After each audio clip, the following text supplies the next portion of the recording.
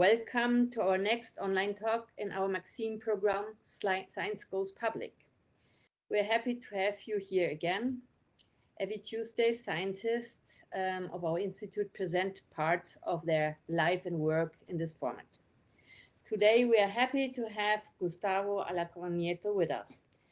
Gustavo comes from Colombia, is a biologist who spent early years of his career studying the birds in the Amazon forest.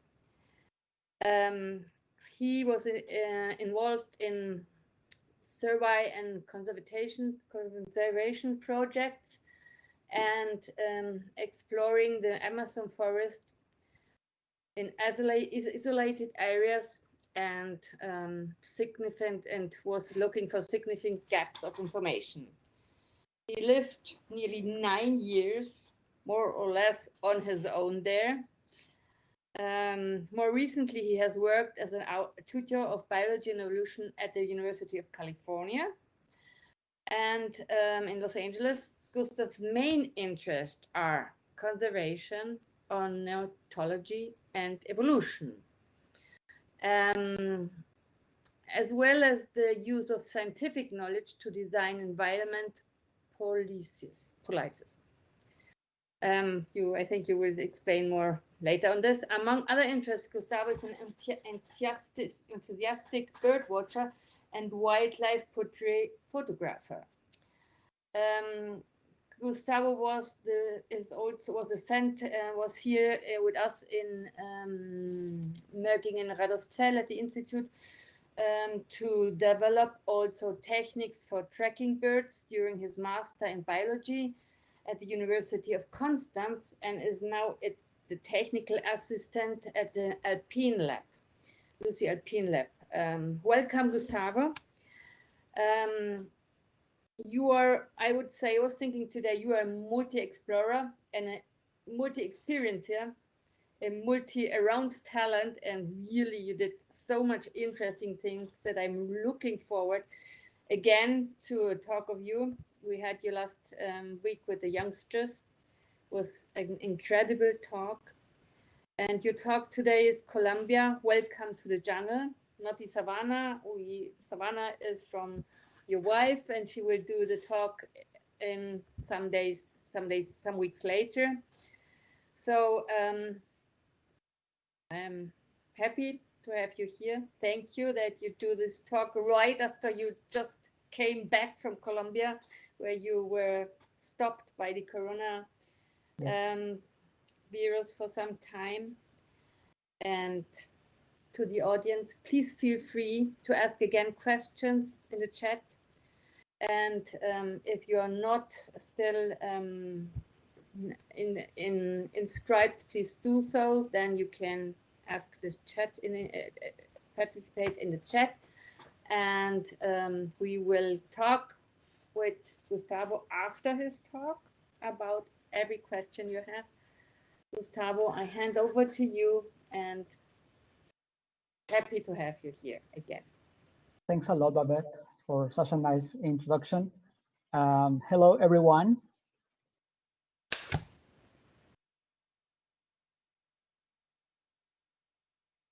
Hello, can you hear me? Yes, everybody okay, hears you, Gustavo. Nobody I had a little issue here, but it's fixed. So hello, everyone. Thanks a lot, Babette, for such a nice introduction. Well, as you say, I want to welcome everyone to Colombia and welcome to the jungle. Well, I had this amazing opportunity of spending a significant amount of time in the jungle, and I want to take you there for a little trip. So I'm going to start talking about where Colombia is. Probably you know, probably you don't know, that Colombia is a country in the northwestern corner of South America.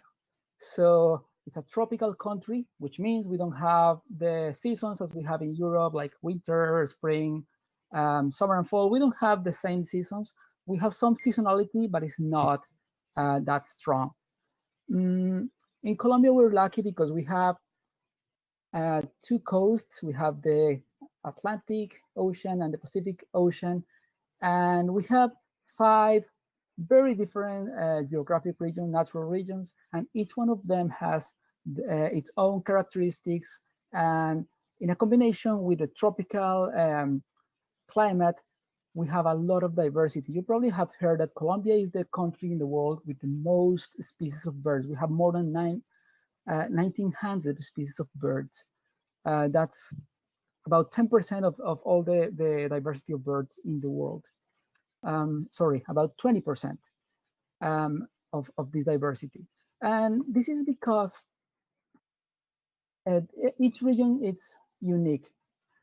So, for example, we have the mountains, the Andes. We have the 3 mountain ranges of the Andes, which means we have um, high mountains with snow caps, and we have valleys in between these mountains. So there's a lot of niches for a lot of species to evolve.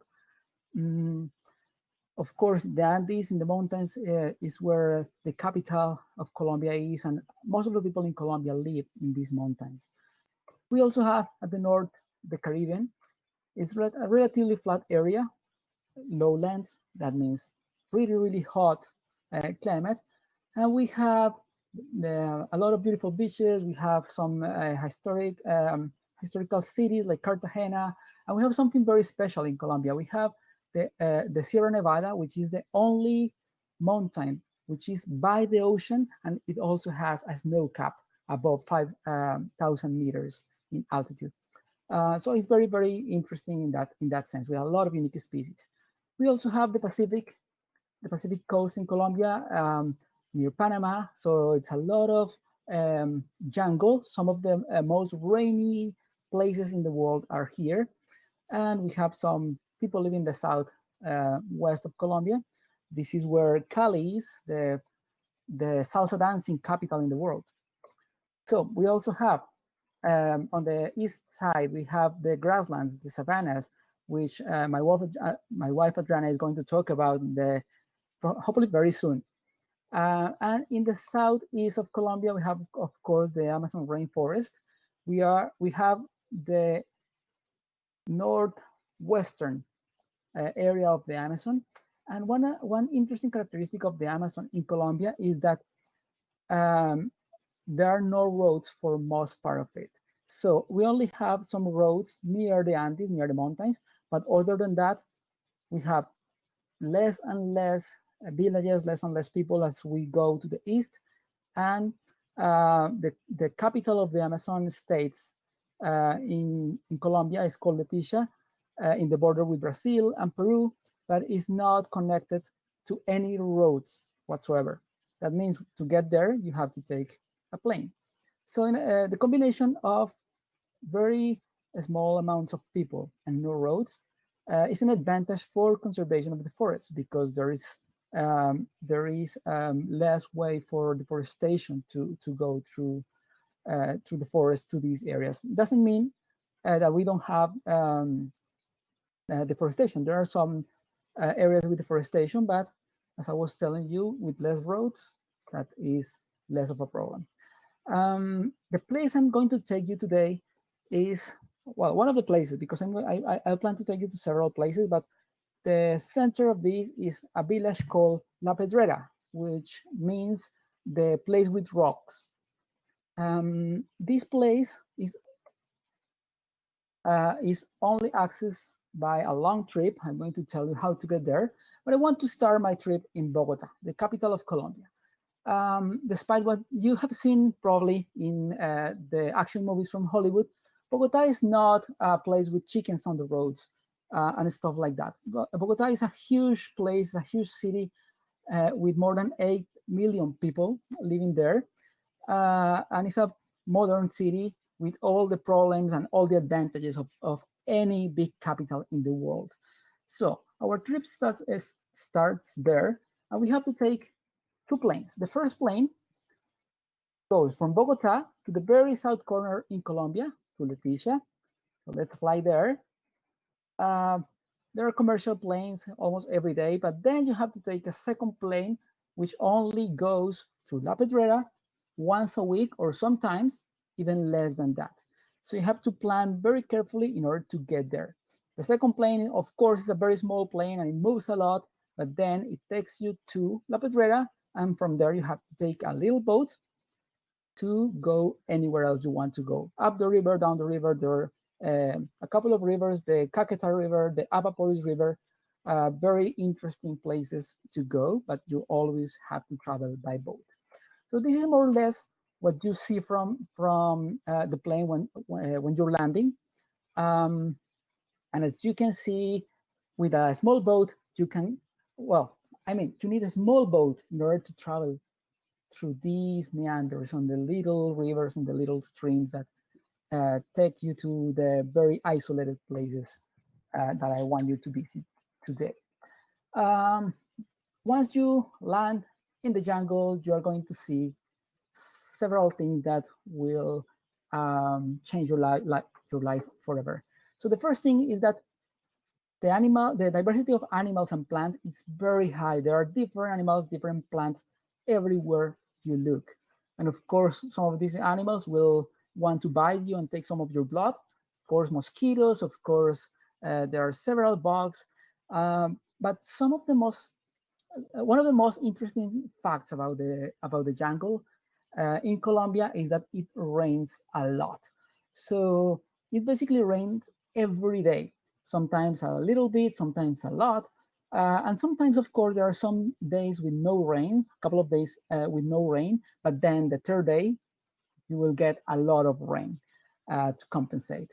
And of course, this brings humidity. And humidity is a fact, something you need to learn to live with when you're in the jungle, because it's one of the most challenging things about living in the jungle, because humidity can destroy everything you own.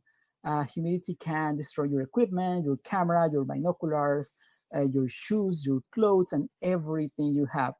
Um, for example, where we had to wash our clothes in the river, and then you have to dry that in the sun, but there is no sun all day long. So sometimes your clothes will take, I know, a couple of days to get completely dry so you can wear it again. And if it rains, it's even worse. Um, and the other thing is that a lot of people ask me whether or not the jungle is a dangerous place.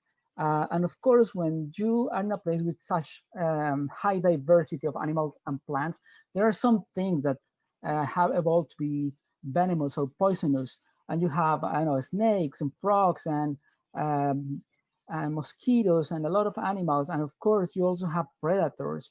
And these things can be sometimes dangerous, but the fact that the jungle is not dangerous is not completely true, but it's also not completely false. Um, I'll take this opportunity to talk a little bit about why and how I ended up going to the jungle and living there for such a long time. And I want to emphasize the fact that I think that an inspiring tutor or a teacher or a professor is very important in someone's life. For example, I didn't know I wanted to go to the jungle until I was very late in my bachelor's program. It was only until I took my ornithology course that I met this professor, Dr. Gary Stiles, and he was very influential because he was so inspiring that after meeting him, I knew I wanted to study birds, and I became a bird watcher since then. And also, I went to this talk one day. A friend of mine invited me to this talk by Dr. Thomas Deffler. He is a primatologist who was working in this place called Caparu. And he was so passionate about the jungle and about his work in the jungle that I felt that I wanted to go to that place and sit by myself and have this experience because it was really inspiring as well. So this place, Caparu, is in the Apaporis River, and it is part of a big indigenous territory, and it is also part now of a national park. The Yagoje Apaporis National Park in Colombia is about 10,000 square kilometers of jungle with only a few people living there. Caparu is located at the western corner of this territory near the border with Brazil. And this was a biological station managed by Conservation International Colombia. I had the opportunity to go there. And for the first time, I saw the jungle, and I did my bachelor's thesis studying the diet of toucans and barbets. So toucans are some of the most representative species of birds in the neotropics. That means the American tropics. And there were several species of toucans, and the little barbets that are related to these toucans. So you see some of the diversity of toucans here. I'm not going to bore you with the names, but I want you to observe how these two species are very similar, but this one up here is much larger than the smaller relative you see here. There are also some arasaris, another group of toucans. We have two species of those, and we have the small barbet here. What I wanted to study for my bachelor's project was how the niche of these species, the diet, what the fruits that they consume, are similar or different between the species. And I wanted to know whether or not this could have an influence on how abundant these populations are. Each one of these species is in the forest. So what I did, of course, it was my first time. I didn't know a lot about the jungle, but I was very enthusiastic about this. And I went to this place. I didn't have a lot of funding, but I managed to get some money for the plane tickets and for some equipment. And I wrote a lot of letters to some companies who donated some, for example, batteries or film for taking photos. It was not enough. So my parents decided to help me. So I had to thank them because they paid for a lot of the stuff I use in the jungle. And then I went there and I walked. I lived there for 7 months, and every day I walked to the forest looking for toucans or barbets that were eating these fruits. And some other days I had to go and count how many of these birds there were. And some other days I had to go and count the fruits on the trees. And it turned to be very challenging because you imagine the jungle with a lot of animals. They are everywhere, but sometimes they are not that easy to find. Well, it was my first time, so I had this idea. Of course, my professors helped me figuring out the questions I wanted to address during this study. And I wanted to study the niche and the niche overlap among these species. So the first thing I want to do here is to explain what the niche overlap is. So imagine these are the fruits they consume. From the small fruits you find in some shrubs to medium-sized fruits in trees to the large fruits of the palm trees. So if you imagine blue and red here being two different species, there is total overlap in their diet when they eat or consume the same fruits. And that means when they eat the same thing, they have to compete for these resources. On the other hand, when there is no overlap, you see blue and red here don't overlap at all. They are consuming different fruits, and when there is no overlap, there is no competition. So they basically don't encounter each other, so there is no competition for the resources. The niche overlap is important, and in this case, I'm going to explain it with the toucans. It's important because when two species get together and compete for the same resource, usually the larger species will displace and gain access for the food, and the other species, the smaller one, has to go somewhere else to find some other resources. What I found is that the two species that were more abundant, these two species, had little overlap. That means they only competed for some of the resources. While the two species that had the most similar diet, they have high overlap, they compete for several resources, and this means that only one of the species can be abundant, in this case, the large one. So every time they run into each other, the large one will become aggressive towards the small one, and the small one will hope to go away. And this is probably one of the reasons the small one is not very common in these jungles. So this is basically the major results of my bachelor's thesis. But all this time in the jungle helped me learning a lot of things. Um, Among other things is that even though the jungle might be full of animals, they are usually hard to find, hard to follow, and hard to study. Um, Also, I learned that the Amazon is not homogeneous at all.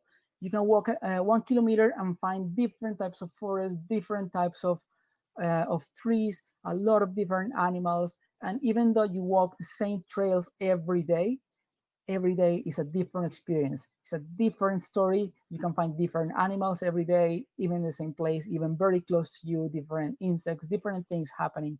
So it is really, really interesting, and it's really different every time. And I also learned that I wanted to do this again. So for the next step, in the following years, I had the opportunity, and I have to thank a lot to Erwin Palacios, who invited me to join one of the Conservation International Colombia's explorations in the lower Caquetá River. And after this, they hired me to join some other projects. So I worked with them for a long time. And the first thing I did was to study the abundance of large animals and the hunting patterns of the local villages. So what people are eating from the forest, and how many animals are there. We wanted to use all this information for conservation projects, of course.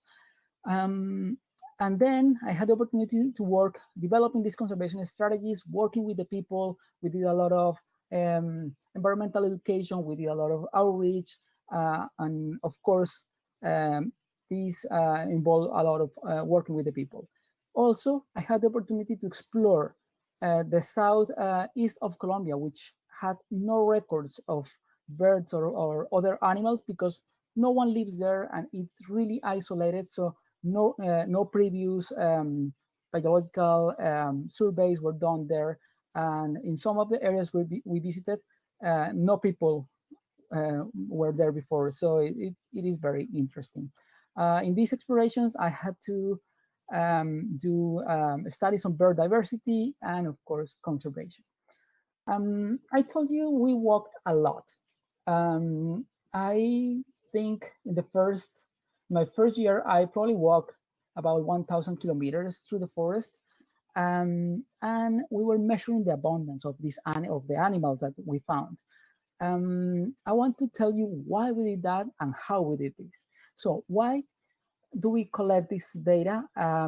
We need to know how many animals are there, what's the abundance of these animals, what are the distribution patterns of abundance, what kind of forests have more animals, where are animals more abundant or more scarce. And this is important because we can inform, with this data, we can inform conservation programs, and we can work with the people establishing, for example, the limits on hunting, which species can be hunted in some areas, which species require special attention so they don't go extinct in these areas.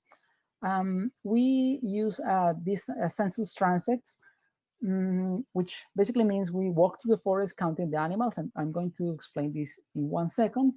But I want to tell you that we got a lot of help from the hunters. So these local hunters were a really important, a really key element of our project, because who else knows better than the hunters about the jungle and about the animals, how to find them, where to find them. So we basically train the hunters in data collection, and they train us in how to find the animals. So what we did, every time we went to one of these places, we established a trail, usually 5 kilometers or more, and we walked. So we walked in one direction, one person at a time. And then every time we found an animal, so the yellow line represents our 5 kilometer transect. The orange dots represent the animals we found, and the green lines here represent the distance from the trail, from the transit to the animal. So we walked very slowly, about 1 or 2 kilometers per hour tops, very slowly looking for the animals. And every time we detected an animal, we measure how many individuals we saw and the distance from the transect to the animal. And using this information, we, and of course, walking several times, we did some statistics in order to estimate the abundance of animals, how many animals were in this type of forest. And of course, we found different animals, tapir, deer, wild boar, birds, monkeys, and a lot of other species that live in these forests. Then we work with the people to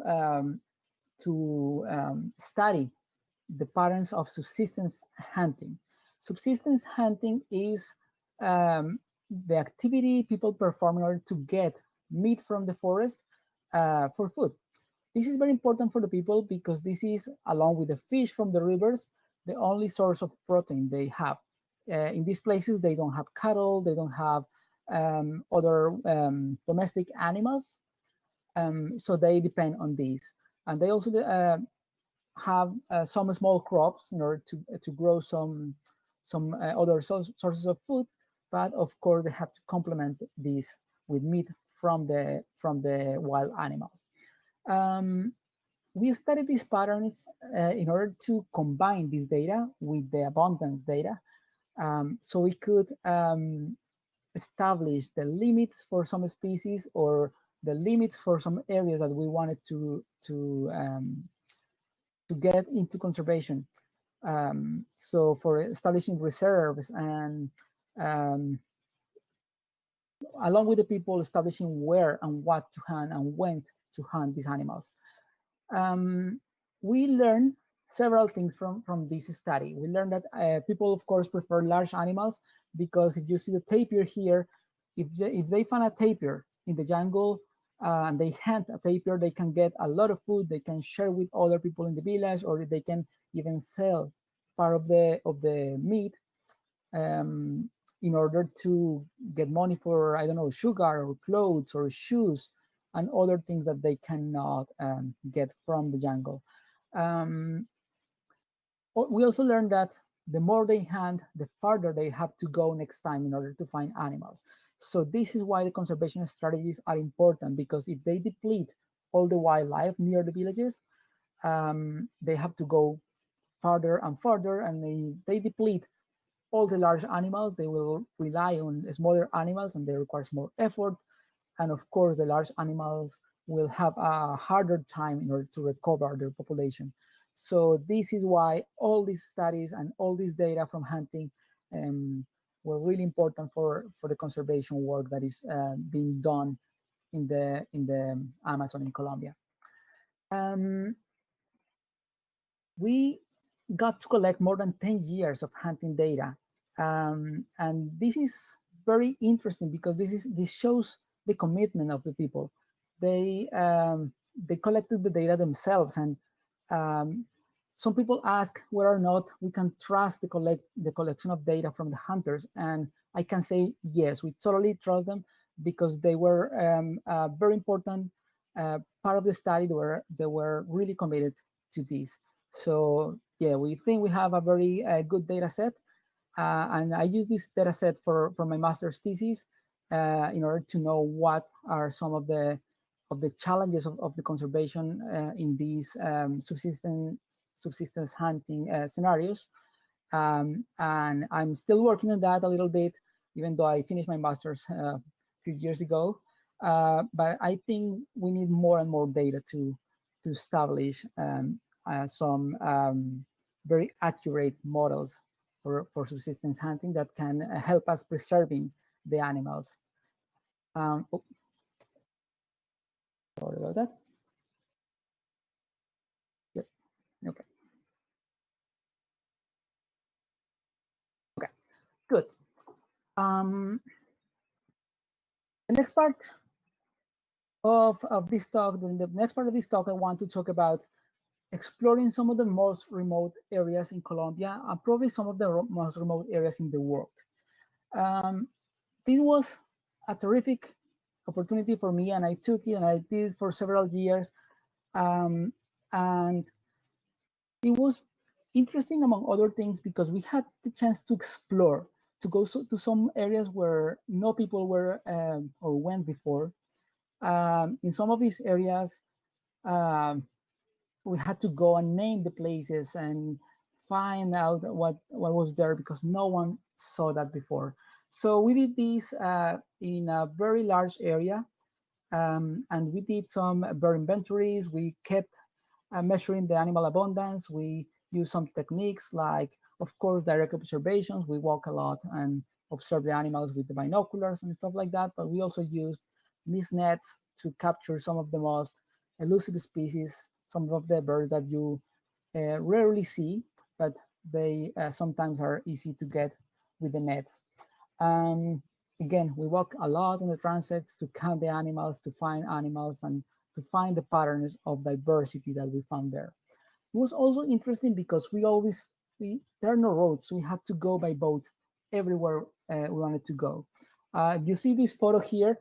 This was our boat. So you see, it's not a large boat. We had to pack everything, but we need a boat that is large enough to pack all the food, all the equipment, all the fuel that we needed for 1 or 2 months sometimes. But also we needed something that was small enough so it could travel easily through these small rivers and streams. And we had to go camping every time. There are no villages here. We had to go find a place that was good enough.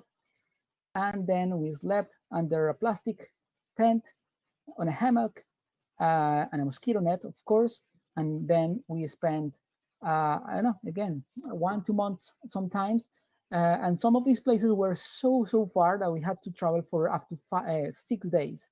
So these places are very isolated. Um, the orange dots on this map represent some of the places we visited. So we started here. This is where La Pedrera is located. And you can see some of these places are not that far. So probably a few hours by boat.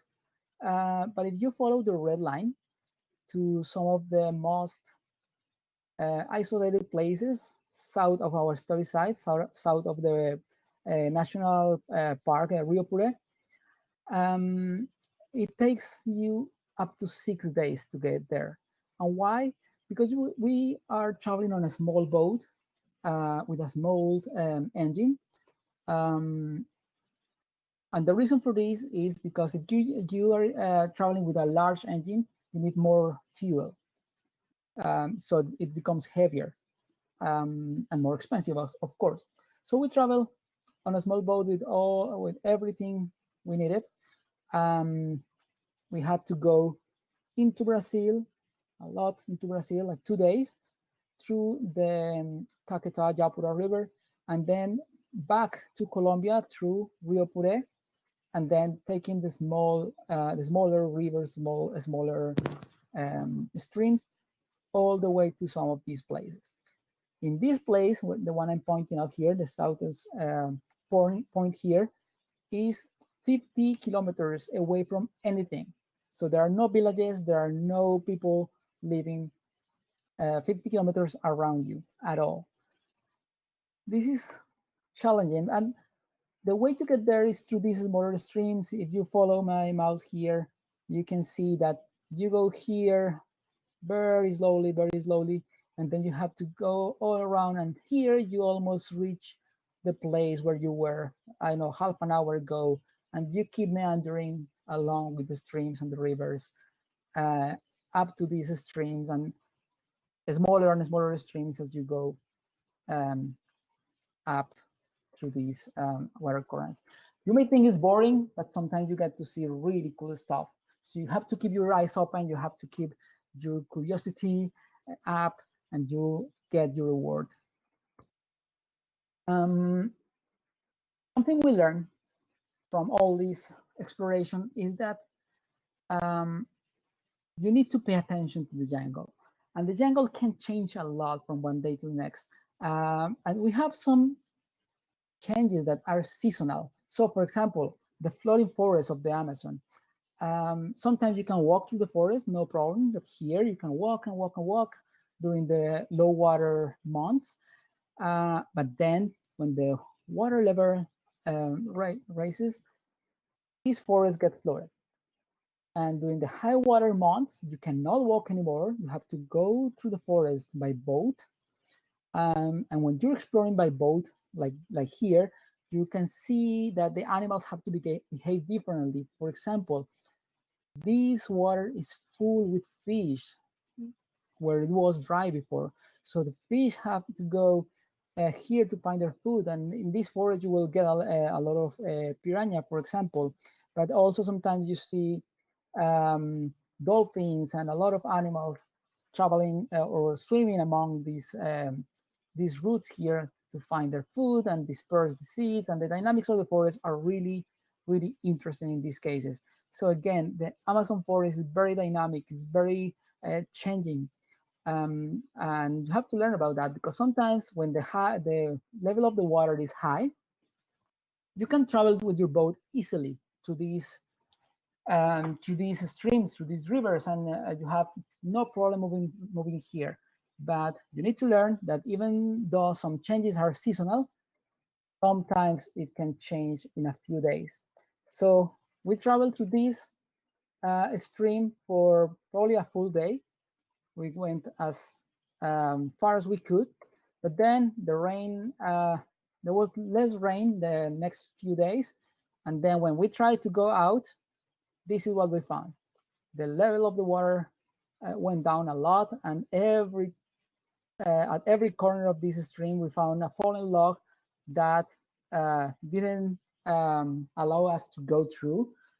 And we had to stop and cut all the logs. So we went up for one day, and it took us 4 days to go down the stream. So lesson learned, we had to stop a lot, and it was really hard, but we managed to go out. Let's talk about the results of this exploration. In this area, a huge area, is probably larger than Lake Constance. We found more than 5 species of different birds. We found some interesting new records for rare birds in Colombia. Some of these birds were only recorded once or twice before this in different places. But with this exploration through the south East Colombia, we found also some interesting range extension for several species of birds. I learned a lot about the birds here. I learned that even though you think about tropical species and colorful birds, most of the birds you find in the forest, deep in the forest, are brownish. So you can see some of them here, or black. And this is because in the forest, it's hard to see, so colors are probably not that relevant. And with these colors, it's easier for some of these birds to avoid predators. Sometimes, of course, you find colorful birds like the hummingbirds, or this little guy here, which is a kingfisher, related but different than the species you find in Europe. You find some other interesting birds like curassows, which people hunt for food because they are like a chicken, but way bigger. And I had the opportunity to see this little guy on the top left, which is a putu. And this is one of the rarest species of birds in the world. There are only a few records of these birds. So yeah, very, very interesting, very amazing to see one of these things. Among the species that I found more interesting in my exploration was this wattled curassow. As I told you, curassows are a species of bird that people hunt. But the interesting thing about this species is that this is the only species of bird in the Colombian Amazon that is threatened.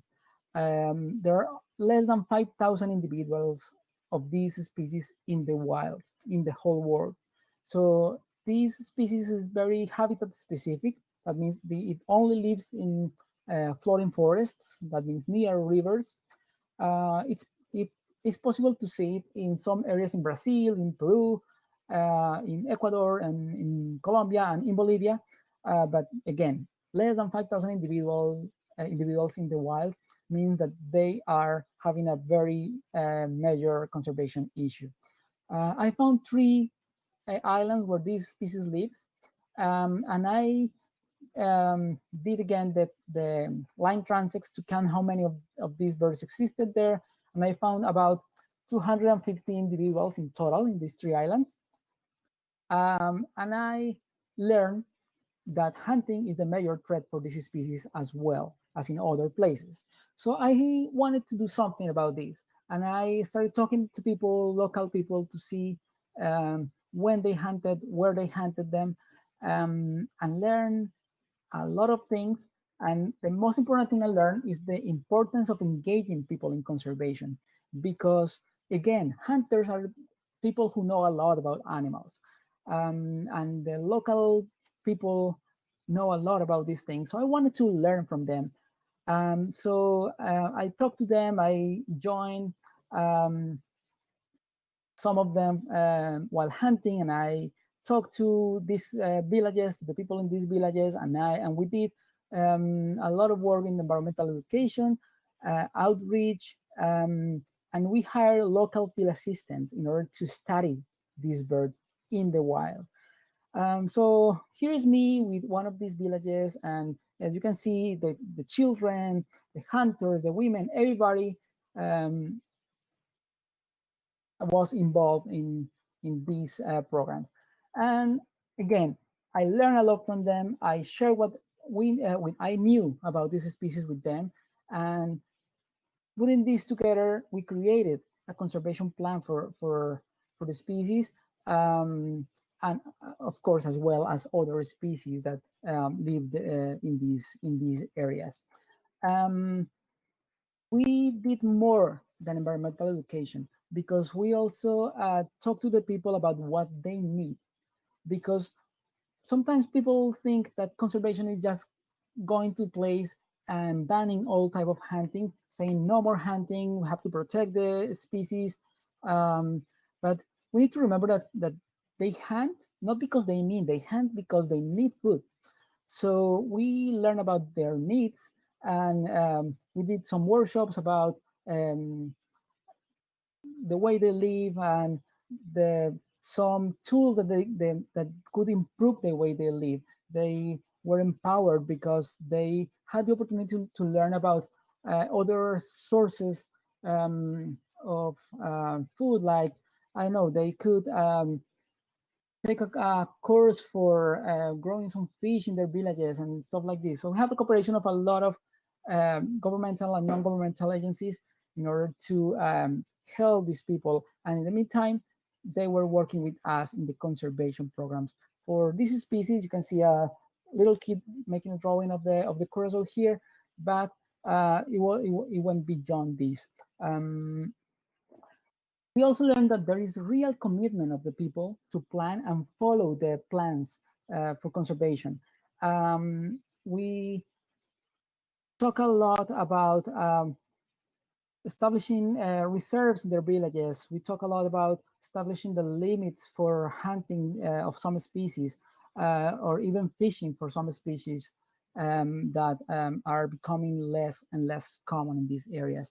And we learned that both the scientific knowledge, but also the traditional knowledge from these people are key, play a really important role for conservation. And we also learned that you cannot go only once and think everything is fixed. You need to do continuous work. And this is something really hard because keeping these plans for a long time is really, really hard, sometimes really, really expensive. But luckily, these projects I work in are still going on. And the people from Conservation International, I know they're still working there, and they're doing a great job. So I want to summarize this part saying that conservation looks for the protection of biodiversity, of course, but also the ecosystems, but also the culture of the people. And this is a key element because we cannot have any of these things in isolation. The combination of these three things is very, very important for the protection of not only the Amazon, but all the ecosystems in the world. And involving the people is important because they have a really rich culture.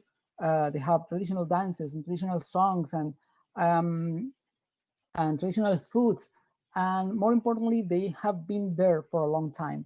Um, you can see some petroglyphs here that represent some.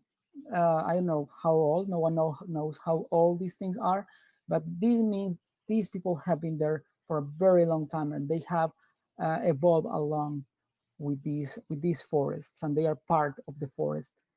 Um, for the last part, I want to talk about what are the conservation challenges in the Amazon, because it goes beyond just protecting some species. The loss of habitat in the Amazon is a very big deal. It's not only deforestation, it's also the contamination of the rivers and the um, the loss of tradition and a lot of other things that are important for the maintenance of these forests.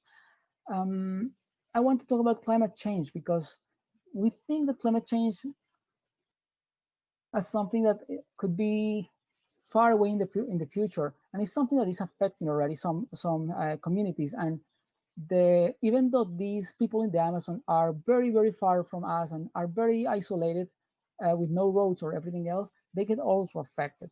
I show you how the forest dynamics are. So you can see that the forests, for example, they get flooded. This periodic flooding of the forest brings nutrients. So if with climate change, the patterns of rain change, the flooding of the forest won't happen anymore, and they won't have any nutrients. So they will become more and more poor, and these people won't be able to grow their food or find the animals they need for food. There's also pollution, and pollution can come from far away. For example, the water here comes from the mountains. If we pollute the water in the cities, these people will get the pollution at some point. There's also pollution from mining. So mining is something that can cause both habitat loss, biodiversity loss, but also bring pollution to these people. So some elements that are common in mining, for example, like mercury and other stuff, are present in the water, and the water from the water they go to the fish and other animals, and then they end up in the people's bodies, and um, that's not a minor issue because it could bring health issues as well. And of course, we need to talk about food security because these people depend on the forest for living. Um, and we know that they are hunting, and then we know that they have to cut the forest and burn the forest in order to grow their food. So we know that the more people there are, the more problems they may have for finding their food. So this is another thing we need to think about. And lastly, I want to um, ask a question that sometimes I get. How can I help protecting the tropical forests? So one of the things I usually mention is how smart purchases are important, how we need to be smart in the way we buy stuff. One example is that some of the materials for making our phones, our cell phones, our computers come from these places. The gold, the coltan, all the metals that they need for making these phones, they're really important for us, but they come from these places and they need to cut the forest and destroy the forest in order to get the materials. So what can we do? We can think twice about buying a second phone if we already have one that still works. Um, and what else? What else can we do? We can support research institutions or conservation institutions, or even supporting a young researcher who wants to go to the jungle to study birds, for example.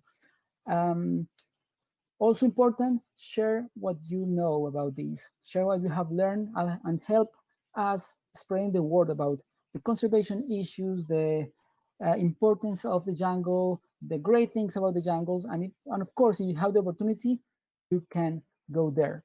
So going back to my question, or the question I get about how dangerous is the jungle, I think it's dangerous it's only dangerous if we don't understand what's going on there. If we understand that this is the habitat of a lot of animals, this is the place where all this biodiversity is happening and all these evolutionary patterns and processes are happening. If we don't understand that, it could be really dangerous because we don't know what we're doing there. Otherwise, it's an amazing place with a lot of things to show us. We have a lot of things to learn from the jungle and from the diversity, and of course from the people who live there. Lastly, I want to tell you, or I want you to remember that there is still a lot to explore in the world. So if you have the opportunity, just do it. I want to thank everyone who is listening to this talk. I want to thank Babette and all the MaxCine team for inviting me to do this talk. And of course, I have to thank all the institutions who basically paid for all the years I spent in the jungle or supported the studies I did in the jungle. The people of La Pedrera, all my field assistants, and of course, all the good friends I left there, and everyone who was part of this experience. So thank you very much. And if you have any questions, please let me know. I'll be happy. Thank you. Thank you, Gustavo, for your talk. It was really nice to hear it again for me. Thank And you. I was thinking about this is remote areas, the most remote areas maybe in the world. Yes. And I'm not sure if I would love to go. And on the other hand, I think maybe it's important that nobody goes there. So I'm in a little conflict on this. And Yes. I would like to ask you what I was interested in. You said that there's a lot of traditional knowledge. So these people hunt. In their traditional knowledge, did you meet or see anything that is like, do they learn something from the behavior of animals, or do they have animals who are holy, or do they have um, any meanings or are they symbols? Well, there are a lot of different things depending on the animals. So yes, they know the behavior of the animals very, very well. They know when they are around. They know where to find them. They know how to track them. For example, they are walking in the jungle. The people they're walking in the jungle and they see a track in the mud, and they know when that happened, when the animal was around, and they are able to track this animal until they find it. So this is very important because their subsistence depends on this. Um, for some other species, they use them for traditional rituals, for example. So one of the issues I had with the curassow, this species, the endangered species, is that the going to find it so I can show you. So if you can see the photo here, it has some white feathers on the belly. And these feathers are important because they use them to make a crown for, let's say, the baptism of the children.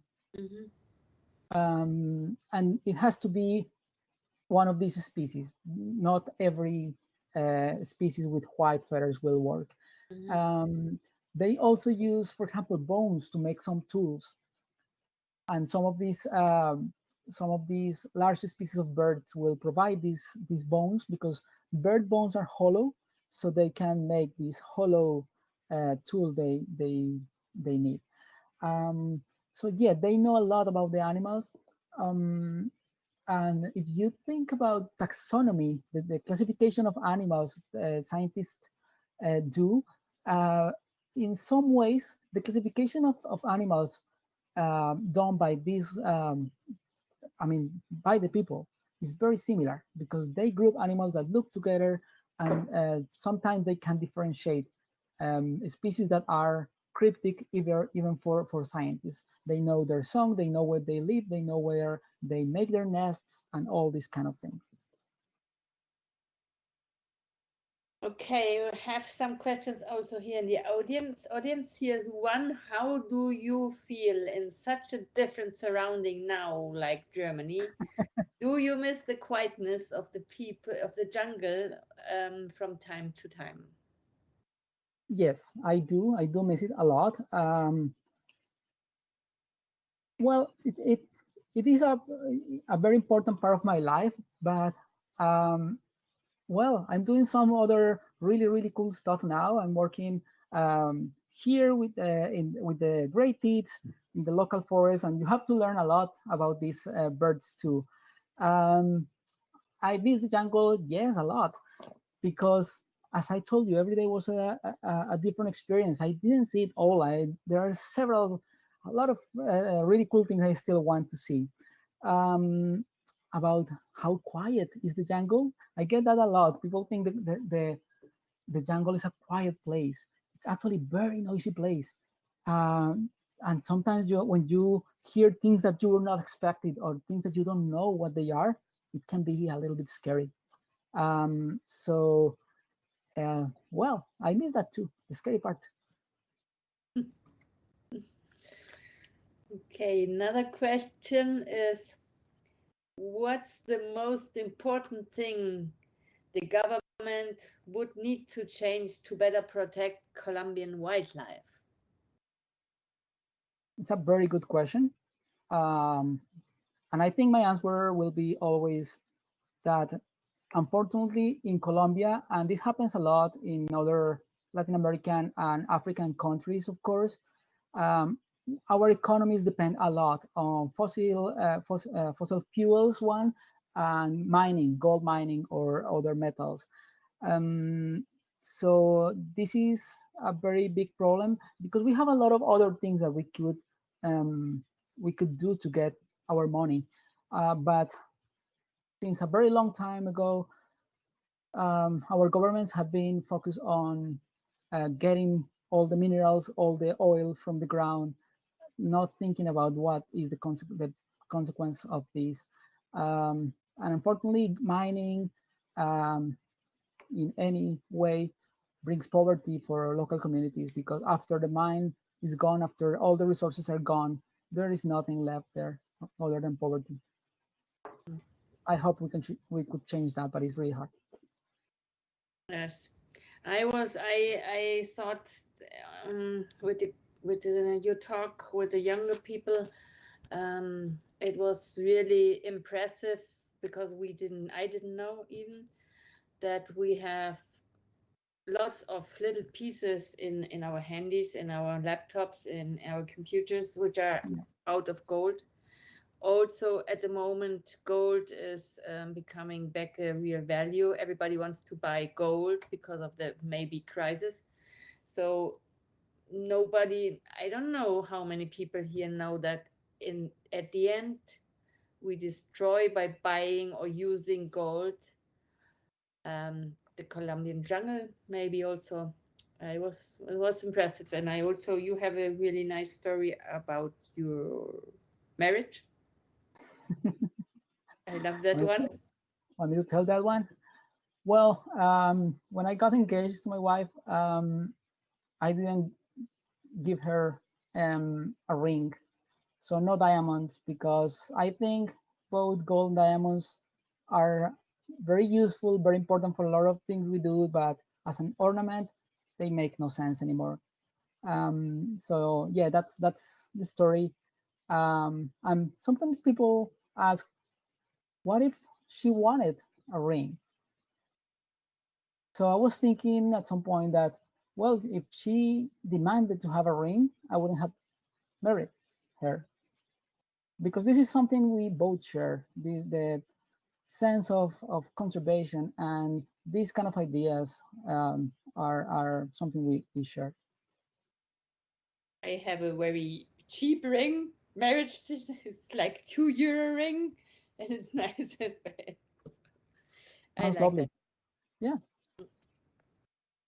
Okay, I think that's more or less. There's no more question at the moment, and there's only one very nice ending sentence a very interesting speech about the jungle and conservation.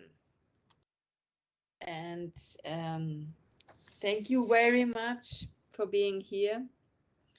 And I'm looking also forward to have Adriana's talk here.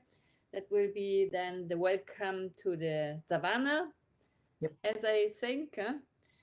And to the audience, thank you that you have been here, have listening. We hope you enjoyed this. And if you subscribe our channel, you can also directly write in our chat next time.